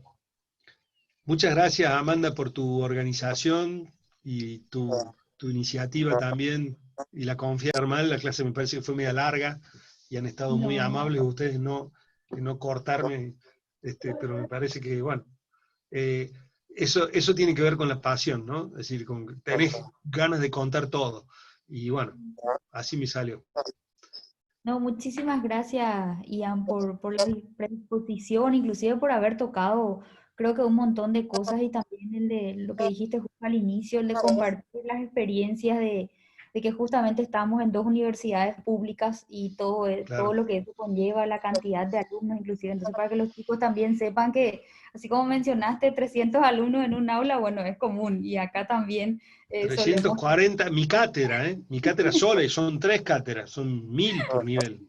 Nosotros estamos 200 y algo, pero así también, ¿verdad? Entonces, a pesar de la Sí, pero distancia, son esa heterogeneidad que tiene el taller, producto de que son estudiantes que tienen distinta formación, que provienen de distintos lugares del país y del mundo, es un valor.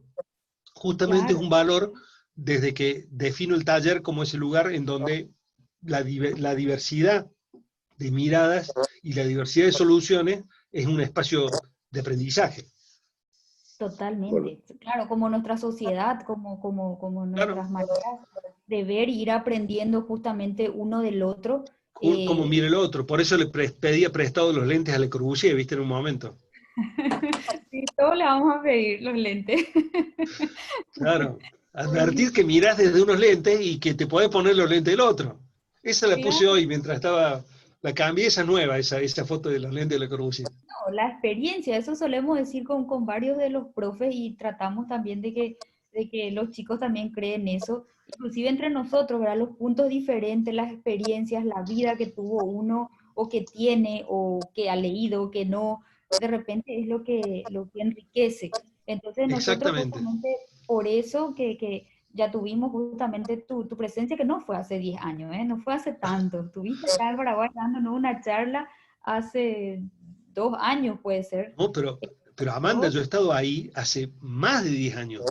Fui en 1996 a presentar un libro, ya no sé cuántos años son esos, pero estuve en la facultad y en la Embajada Argentina presentando un libro que se llama Arquitectura Inicial, y lo presenté ahí en Asunción. 1996. Pero creo que sí, pero estuviste otra vez en el 2017, si no mal Sí, recuerdo. también, no, sí, he ido varias veces. Me he invitado también. Uno de los tips que tenemos que avisarle a, no sé si era a Ver o algo, es el Rancho Viejo.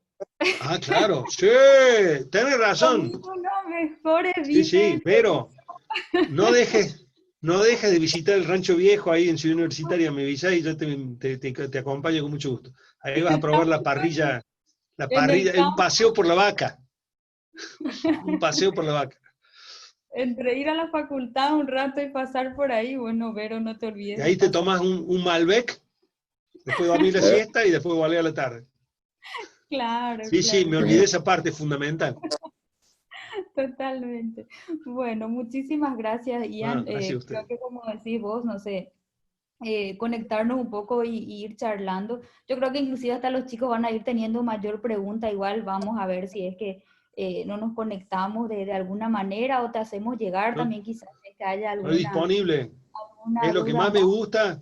Yo sé que siempre es difícil esta de hacer las preguntas, es como un momento difícil para los estudiantes, pero con muchísimo gusto, si preguntan yo estoy disponible.